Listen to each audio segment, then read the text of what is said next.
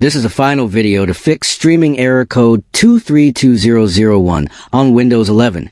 Are you facing this annoying problem when trying to watch your favorite shows or videos? This error usually happens because your browser cache or network settings get messed up, or sometimes Windows blocks the streaming service. Many solutions online are complicated, full of long steps, and hard to follow, leaving you frustrated.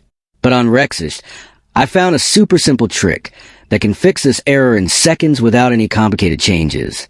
It works fast and keeps your streaming smooth. If you want, I can make a full step-by-step tutorial showing exactly what to do. Comment below, and I'll show you the easy way to enjoy streaming again on Windows 11